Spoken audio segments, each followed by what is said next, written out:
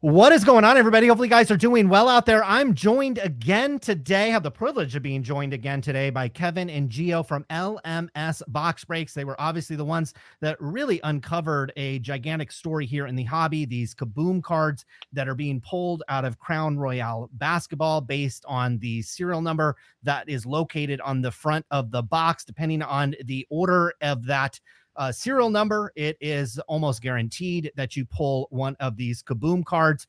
And we had the pleasure of speaking to them. I believe it was on Thursday. The video aired on Friday. So it's been about 48 hours. Thought we'd bring you guys back on. I did want to address something right off the top.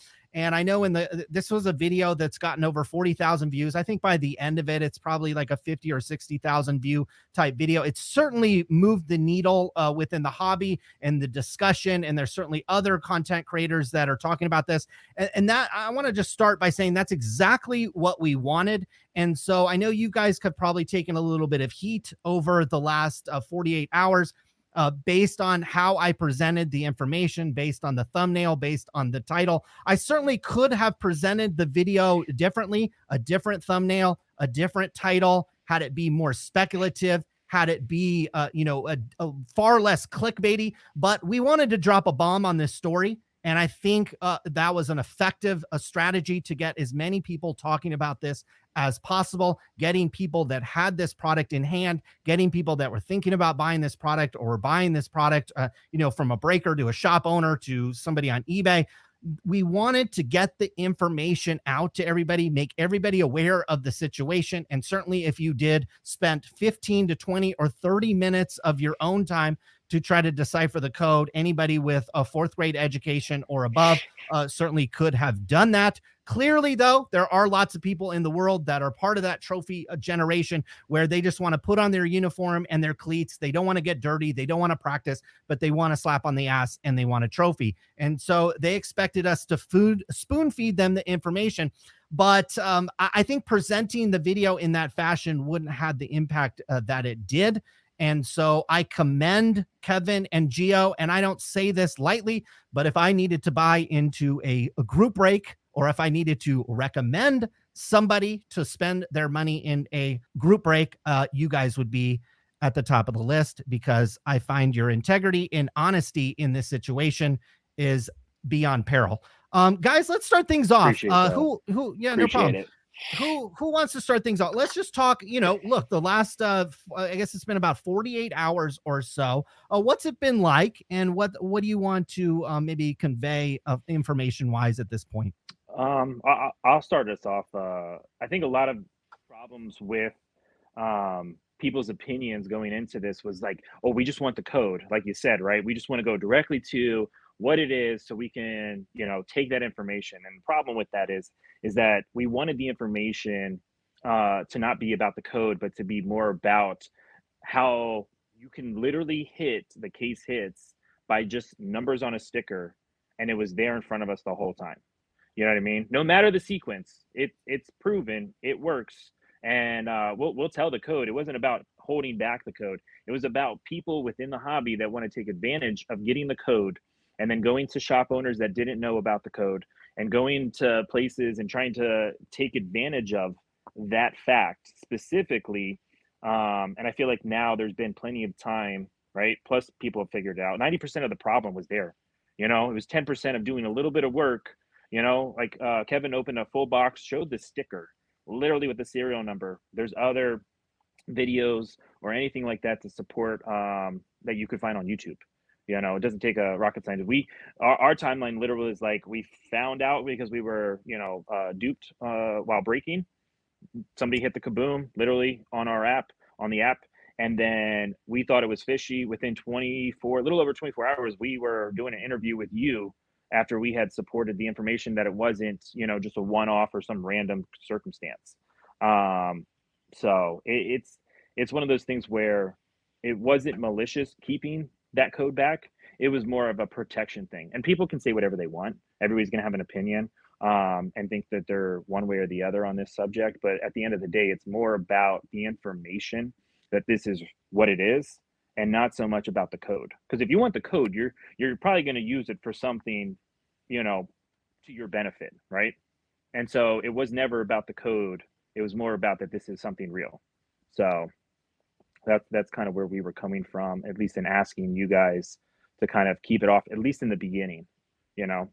Sure, absolutely. And let's talk about what's been the reaction like from maybe your customers, or maybe I know you guys are connected with other breakers and things like that. Can you talk about like what's been the reaction? I know some of you guys are probably sitting on some of these inventory, and I think these are like $400 or $500 each. So if you have like 10 of these boxes or 20, we're talking about a significant amount of money. Like, what's the reaction like? I kind of been curious. These are two questions, kind of, but like, what are you doing with this product and this inventory at this time? Well, the market value dropped after the information was brought to light. So that might say a lot there too, because they were going for 525 on most people's, online, and then they dropped to 450 overnight, just Wow. from the video. So if you looked, it was instantly discounted just because of that information on some of the biggest boxes, online dealers. So that might say a lot just right there. But Kev, I know you have had a lot of talkings with some of our, you know, loyal customers and stuff like that. Yeah, yeah. So the platform that we break on, we have a community of customers that come in and buy with us on a daily basis. And the people that know both Gio and I and how we handle things and how we do business, they were very, very supportive, and they applauded us time and time again. I'm getting a lot of messages via Insta, Twitter, just saying, "Hey, thank you guys for doing the right thing. Like, you really brought this to everyone's attention, and we can't thank you guys enough. You guys are like geniuses." And I was like, "Well, I wouldn't go that far." But yeah, I mean, listen, the information was there, and we had to make sure that we did the right thing, and we wanted to bring it to the right people's attention, because it obviously had gone too far, and we wanted, not only for horrible things to happen to other breakers like ourselves, but also to the consumer. We wanted to get the info out there, and that's what we did. So a lot of our customers that have been loyal to us were very, very supportive.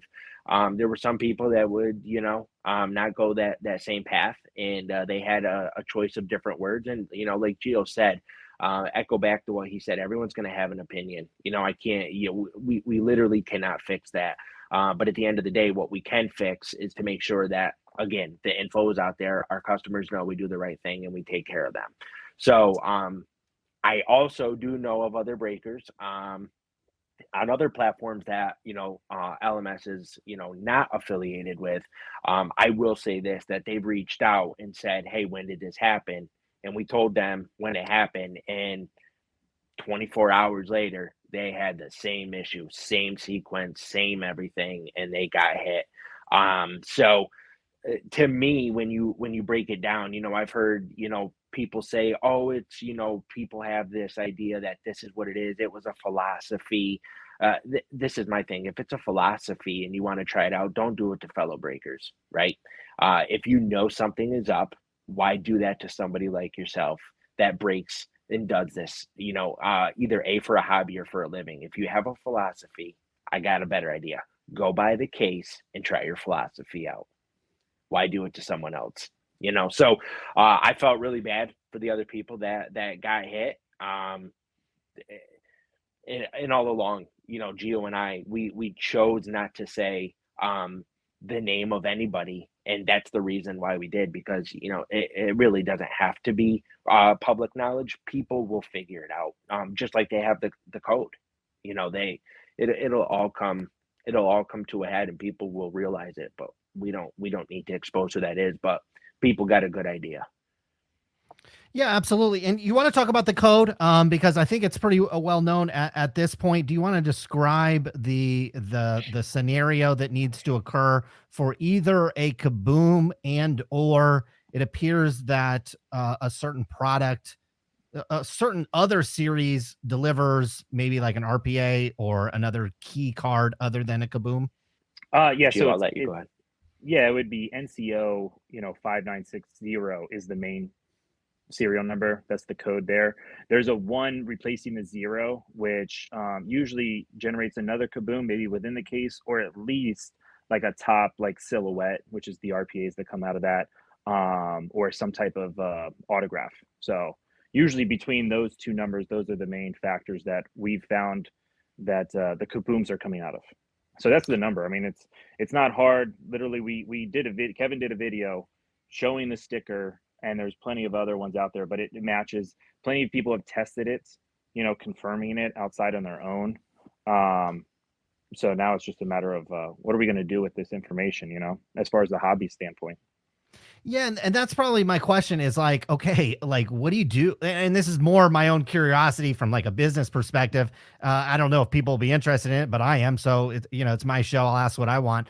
But like I'm wondering, okay, if I'm sitting on $5,000 worth of product on this, everybody all the consumers out there, know the code or whatever. And is it worth a 425 or 450 for a box that is basically not going to contain a top hit in the product? Like, what do you do? Do you open this stuff up yourself? Do you put it in mixers? Do you just like what do you do with this stuff at this point? I mean, the big problem is that sometimes you can't always buy in case form, right? Like, there's plenty of suppliers that you buy from, and sometimes they're not always those big buyers that can afford like 5 cases at one point, right? So like you might not be able to move a whole case, but you can move, like 8 boxes or 6 boxes at a time and build, whether it's your allocation or just through your community of what they're looking for instead of overstocking these products, because prices are fluctuating every day now, a lot more than they used to. So if you buy a box, like Select Basketball, in a couple weeks the market might be down on that product, as new stuff comes in. So do you buy a full case just to create the transparency of the full case and then eat it over time? Or a lot of it too is don't break with somebody you don't trust. I mean, how many times have you done videos with people just breaking because of whatever reason it might be, and they get burned? All the Break time. with who you trust. I mean, that's the first problem. That's the first key to it. Break with who you trust. Track records are everything. Because if you can't trust somebody, it's no different than being married to somebody. If you have second thoughts or second guesses on somebody, it's not gonna work out. It's just as simple as that. It's not gonna work out for you or them or anybody else in between. So I mean, we can't be blind to it, but it doesn't need to be complicated, I think, in my opinion. If they exist, you could, because you get into a whole gray area. Okay, well, do we divide the case into, hey, these don't have what we consider better cards, so do we charge less, and do we charge more for everything else? And I feel like that just kind of makes things so convoluted, because at the end of the day, even if you open a box of Crown Royal and there's a kaboom inside and you spend $600 on that box, the kaboom could be worth 300 because it's the worst player on the checklist, right? So there's no guarantee just because you hit something that the correlation of those numbers say that you're going to hit at least something good based off the case hits or whatever it may be, that the value is still going to justify what you spent on the box. So is there a right answer at this point? I don't think so, because we still don't have all the knowledge and information, because we're still at those ground stages of just trying to figure it all out. And I think at the end of the day, it's trust, and it's figuring out doing the right thing within the hobby is for like the first step in doing the right thing. I think picking a breaker is almost as important as picking a wife. I mean, it's a similar type of and I mean, boy, if both go bad, at least half your money is going to be gone. I mean, we make jokes. We make jokes all the time with our customers, right? Like, but we call it getting panini'd, right? Where you open a box that says on average, right? Because people think it's guaranteed. It's not. It's on average, right? So you're supposed to get 2 autos, and maybe the first auto was a dud, and the second one everybody's chasing because it should be the rookie or should be a better auto because of what just came out, and there's nothing in the box, right? And so we call it getting panini'd. We have a philosophy that we take care of our customers. So we have like a group of just stuff that like extra packs or extra stuff from an open box, whatever it may be, and we'll just give it to them, and it's our way of taking care of our customer for something that we have no control over, but it still doesn't make it right. And so that's just part of at least our philosophy in taking care of the backside of stuff that could go wrong within the hobby, just to kind of at least level out the playing field for how much money people spend on boxes, wax, or cards, or anything else in between. Sure. And so I'm going to get to there's a newer Panini product that's coming out. People are starting to test this theory. And we'll talk about maybe other products that are in the past NT products, past other Panini products as well. But I was wondering, do you think this is possible for Upper Deck and Tops products? I don't know how much you probably Upper Deck's a little bit less for you guys, but like, is this something that we're going to see bleed over into Upper Deck and Tops products? I mean, we open a lot of Tops products. That I think the one thing is we open way more Panini stuff just for us than we do Tops. Like Tops has just always been baseball, where Panini has the basketball, football, and even with the football side of it, the holographic sticker is different. Um, it's on retail though. It's on hobby. I think it's just a matter of having a large collection of data that you can basically take after opening that to kind of pinpoint if something matches up to what's coming out of it, you know? And I don't, if it's happening with Panini, does it doesn't eliminate Tops or Upper Deck. And I've heard stories that they've had cases, you had the red mark on packs, right? Superfractor Julio Sure. Rodriguez came out. So, I mean, the box is sealed, right? But then when you open it, you see the pack. So Hmm. something, is it as obvious? Probably, maybe not, but it's more data that at least needs to be explored, right? Sure, sure. And now let's think about this because obviously this happened in Crown Royale, and I don't think anybody is thinking that this is just a one-off incident. And we've all seen the comments out there that people said that this has been going on for a while. And clearly, if you're privy to this information, that maybe that's not something that gets shared around very much. What's your thoughts on that? Like, has this been happening with NT or with, could this explain why, certain hits come out at certain times or for certain people? Do you think this is something, obviously we found out about this in the last, 72 hours or so. How prevalent do you think this was maybe applying to other products? Well, Panini 1-in-1 just came out, right? So it's a newer product. It's hard to kind of collect that data right away. But from our experience, the first three numbers seem to be pointing to at least better cards within the boxes. So that at least is early information, at least telling us that there's something. It's not pinpointing like the Kaboom, where it's like, okay, this card, if you're looking for it, is in this box per se. But some of the better hits are coming out of certain serial numbers are already on the Panini 1-in-1. So it's got to say something that at least there's something continuing on here related to the sticker and the correlation of those numbers in some sets.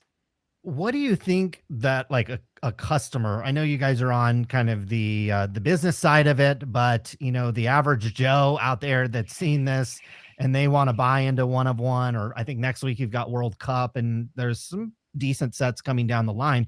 Like what are they going to do? Like they just want to get some cards. They want a fair shot at these cards. They don't want to open.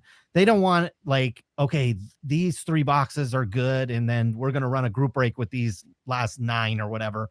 Like, what does the customer do at this point?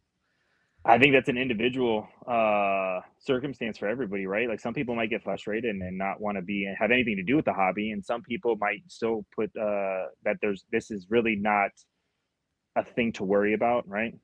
But then it still goes all the way back to the general answer. The people that hold the boxes are the people that kind of are dictating whether this is a problem or it's not a problem, right?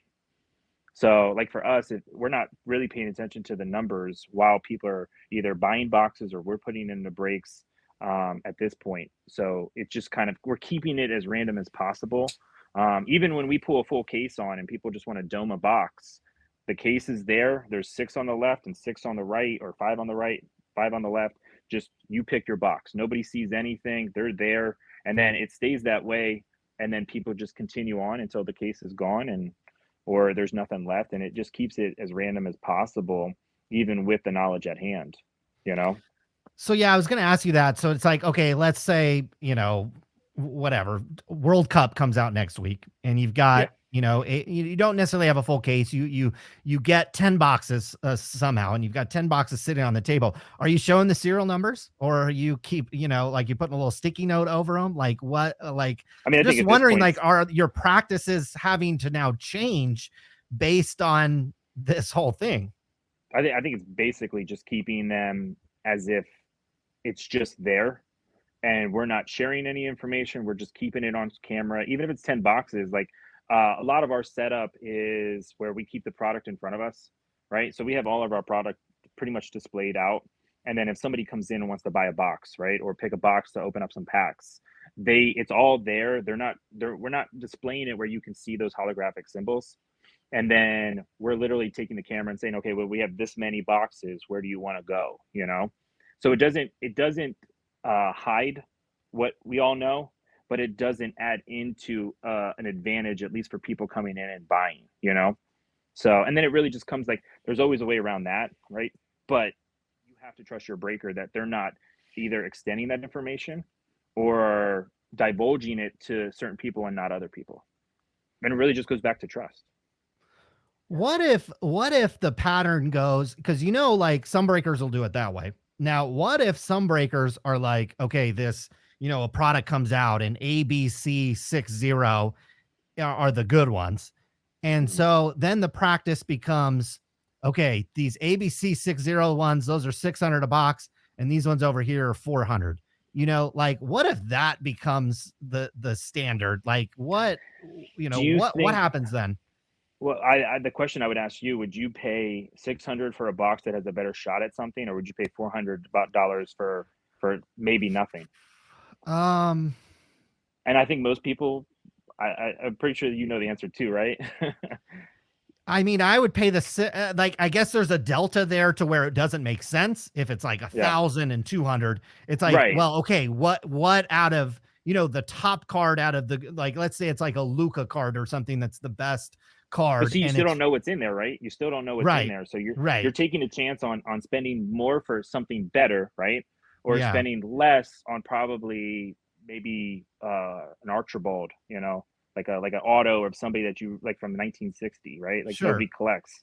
So are you wasting $400 on probably just getting a bunch of cards that you're not interested in, or are you spending $600 for the chance at a chase, which is what everybody does now in the hobby, right? Like you buy for the chance at that 6,000, that 10,000, that $50,000 card, right? You're not spending $200 on a box to hopefully hit somebody that you're really not even looking for. Right. So I think it hurt. I think people wouldn't do that, because then you'll just be sold out of the $600 boxes and be left with $400 boxes that nobody really wants because they're deflated in a sense.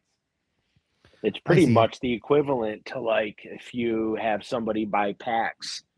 If they hit the main hits, then you're left with, some packs that might not have a chaser in it, which in this case, if we say there's like, say 4 packs left, giveaway. And there's no auto. Yeah. And there's no auto. I mean, you could chase color and that could be a big thing, but you're kind of taking out a lot of the, what people are looking for. Right. So, and that's why I said it comes back to the sense where if you trust your breaker, that they're not using that information for their betterment, and they are keeping things as random as possible, even with the serial numbers there, then it really doesn't change buying boxes or putting them in breaks, right? Because they're just randomizing it. But like I said, it still goes down to trust. I don't think there's any one answer that's going to be correct though either. I think it's going to be a trial and error kind of a thing. And then each breaker, some people do more personal, some people do more breaks or mixers and stuff like that. And that kind of is going to be different for everybody on how they handle this. And it could create more differentiating in a like the breaking environment, because I'm thinking, okay, a lot of times I'm assuming you guys are competing a little bit on price, competing a little bit on maybe speed of shipping, maybe inventory selection. But my guess is it's coming down to a price a lot of time. I doubt there's breakers out there that can, have like double, like 10, 15, 20% more higher price and still draw a large amount of sales. So you're often competing on price. Could be a way to, not necessarily have to compete on price anymore. And it's more on hey, I haven't dug through these and either given them to my best customer or taken them for myself or, set them aside or opened them myself or whatever it might be. This could be a way to, differentiate yourself as a breaker, other than like price, inventory selection, even like personality and fun of the stream and things like that. What do you think about that? I mean, I definitely feel like it could go in that direction. Um, it's just a matter of, does it fit the clients that are coming in and wanting to purchase stuff, right? Because everybody, like, even some of our clients, they have different likes on products, how they're broken, right? How they we just go about the process. And I feel like that's for everybody, right? Like some people like to just go fast through the cards, right? Some people like to take the time and slow roll it. Some people like to sweat out the hits. And I feel like that's the beauty of it. And it also creates a change up throughout the hobby. And so with that kind of information now, that's kind of where these better boxes to less better boxes are, how does that change and where do people go? And I think it's going to be interesting to kind of see how everybody attacks it, or attacks it at all. Honestly, some people might not even uh, take it and acknowledge it per se. Hmm. Um, one more thing I think is, where do you think this information, you know, it's kind of like, where did this information kind of disseminate from, and like who it disseminated from? Because there's certainly people that think, well, this is from Panini. Panini puts these codes out there, and then somebody at Panini whispered it over to a guy over here.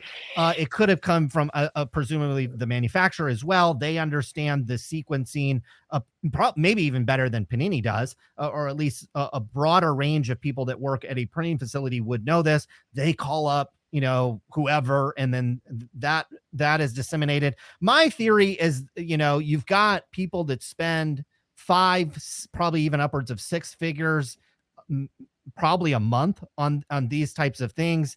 And it's very similar when you go to a casino. There's people that are looking for marked cards or the way the dealer holds a deck. There's just very subtle things in a casino to where it's not going to guarantee really anything, but you get that small edge. Sometimes it's on a slot machine based on how you're pressing the button. And, so there's always people when I kind of look at breaking and opening new product, wouldn't necessarily, I think it's gambling, but that might be too harsh of a term, but you're in a similar fashion. You're like looking for an edge. And in my opinion, like those are the people that figure this stuff out. Like those are the people that care so much about what's coming out of this product. Just your thoughts on not only like where and kind of where and when do you think this information, has this been common knowledge behind the scenes, or is this, just kind of something in the last 72 hours we're coming privy to? I think it's something that most people have kind of figured out by how much they open, right? The more you open, the more you can kind of collect the data, right in front of you without having to do any extra research. So I think some people have kind of gone through that, in my opinion. Um, we are different. We don't open that much, and we really never cared to kind of pay attention to the boxes that are containing hits. So when we found out, that's kind of when we started that ball rolling to kind of like, well, maybe this is real. This is our first time hearing about it. And then how do we kind of make sure that we're not coming out with some uh, false information? And then once we tested it, we went through that process. But our decision was to come forth with it. Some people don't want to come forth with it. They want to take a big profit on it or kind of use it to their advantage, whether it's to their high end customers or maybe to other aspects.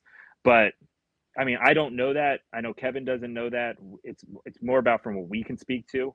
And I think anything that asks more questions and then gives answers is always going to pique wanting to know more, right? Until you get the answer you're looking for, you're just going to keep asking and digging until you get what you're kind of after. And I don't know if we'll ever get the straight answer, right? Um, but at least at this point, we can move forward with something that's uh, obtainable to kind of put a better foot forward. Sure. And I think it's now, now it's another thing to look for. Okay. It's Yeah, another thing absolutely.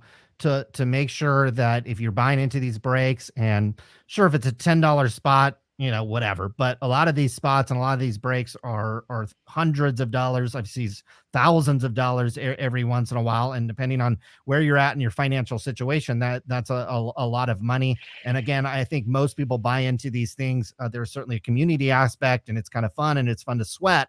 But at the end of the day, you're trying to hit something decent. You know what I mean? Trying And to I get think, return value. Yeah, you're trying to get yeah, return value at the very least. I mean, I always tell people, Kevin tells people the same thing. We've come with don't spend what you're not willing to lose, first off.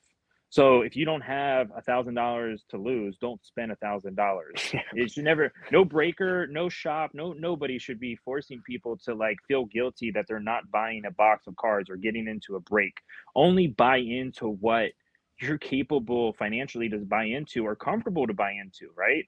And there's always that chance. There's always that chance you're going to come up with nothing, and you're going to come up with something, but that's the chance you take, right? And I feel like for me, like I have certain PCs that I collect, and I don't care if they're worth whatever they are. I collect that individual or I collect that player, right? And I'm interested in seeing how that career goes off. Like every year, usually I'll gravitate towards a new rookie in the NBA, and I'll collect his cards. And if they don't become anything, it's just the fun of the collecting atmosphere towards it, right? And if they're worth like Patrick Mahomes one day, then they're worth Patrick Mahomes, and I'm sitting a lot better than I was. Um, so it's just it's that's the fun side of it, but then there's also the risk side of it, and nobody should be getting into it just to try to hit that $10,000 card and get burned. You know, um, it just doesn't. I mean, we tell people all the time, don't spend what you're not willing to lose. And that's yeah, probably not a good business strategy, but it's better to be honest with our customers and put that foot forward than have a guy that just spent $30,000 in 3 days with you and he's never going to come back because he yeah. literally spent all his money, and his wife's basically come out to the couch. Those are the kind of situations that I'm looking at for my customers. So, and it's just one of those things it's real life. Absolutely. Guys, so it's been an interesting last I guess it's been about 72 hours now, 48 hours or so since this news kind of dropped. Maybe let everybody know. I know your LMS box breaks. How often are you breaking? What are your what kind of every breaker kind of has a little bit of a specialty. Like what's kind of your target customer? What can people see when they hit you? Where can they find you too? Because I know there's all these like apps and things like that people are buying on. Maybe let people know where they can find you guys. Go ahead, Kev. So you can find us over on Instagram. We do a lot of our business through Instagram, which is LMS Box Breaks. We also have a Facebook group, LMS Box Breaks. We do, all sorts of different pick your teams, randomizers, whatever it may be.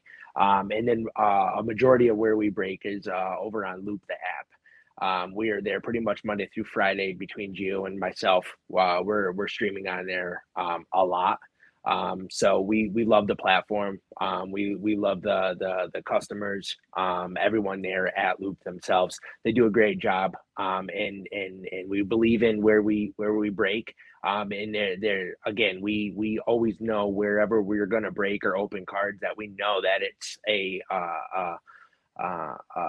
right feeling for our business strategy and what we do for the customers that are there. There's a lot of great people. We have a community there that know us, that trust us, that will reach out and quite honest, have become good friends of ours that we're able to meet up with when we go to the national show. And that's been a really a special moment for Gio and myself when we can go to the national and the guys are like, hey, I definitely want to meet you up there. And we did. We were able to get together with some of our customers and, hey, let's go grab lunch, and just have a good time. And that's where the relationships are built. And you know what? At the end of the day, to echo back what Gio says, it's all in the trust. They're not trusting you. They're not going to just, that your customers value you, especially when they're getting a hold of you and want to meet you and do these things. And, so it's been a really, a very good atmosphere for us over there. And so, yeah, that's where a lot of our stuff is mainly done. So I wanted to also add, with this whole Crown Royale situation, You know, Gio and I think we have like 8 or 9 boxes left. What we have decided to do is we're going to do giveaways on those boxes. We feel so strong about this whole topic and the value of what it's brought to the community, the hobby community, because after all, it's really a hobby. We're going to be just doing like giveaways on these boxes. We have, you know, no need for them. We're just going to give them away to certain people. So feel free to give us a follow there, Insta, Facebook. You know, you can find all my information right there via Linktree on Insta over to all the other platforms where we break. So Fantastic. And this is my 14th or 15th year producing content. I remember when group breaking was just on forums and most people did it kind of a single box, and it was a way of whoever the host was, maybe they were a fan of the New York Giants or the Jets or the Bengals. They would take that spot and then they would sell the rest off and kind of charge a small markup and for shipping.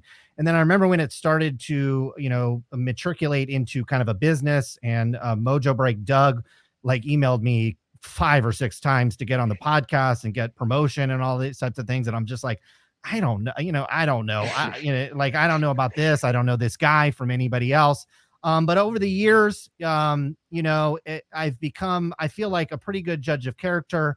And I just want to emphasize that you guys came forth with some wonderful information. You didn't have to. And I was thirsty for it because I knew that I could produce a video that would be very successful and drive a lot of eyeballs and a lot of attention and create a lot of discussion, which is really kind of what we've been into for a while here. And I just want to say that your guys' honesty and integrity is actually, unfortunately, rather rare. And but when I see it, it is obvious. And it's almost like seeing a great athlete. It's almost like obvious. And I mean it that, Kevin and Gio, if I had money to spend, or if somebody asked me where to spend some money, I would be confident you would take care of the customer. That's not to say that in business, everybody always makes mistakes. In business, there's always bumps in the road. I've seen that across the board, but I'd have confidence that you guys would be able to handle any mistake or any bump of the road in a professional way. And I can't really say that about a large swath of breakers. Unfortunately, maybe it's just my curmudgeon attitude after all these years, but I just want to say I appreciate what you guys done. I think it's pretty rare. And I think what you've done in the long run is going to open up a lot of eyes, and it's going to create a more level playing field, because it's my belief that the whales and the big spenders were getting these products. People were catering to them. This is my opinion. And this is going to force consumers to ask more questions, understand more about what they're buying. And in the end, more knowledge and awareness is going to create better experiences for the hobby and for the average consumer. And I think you guys coming forward with this information is going to contribute to that.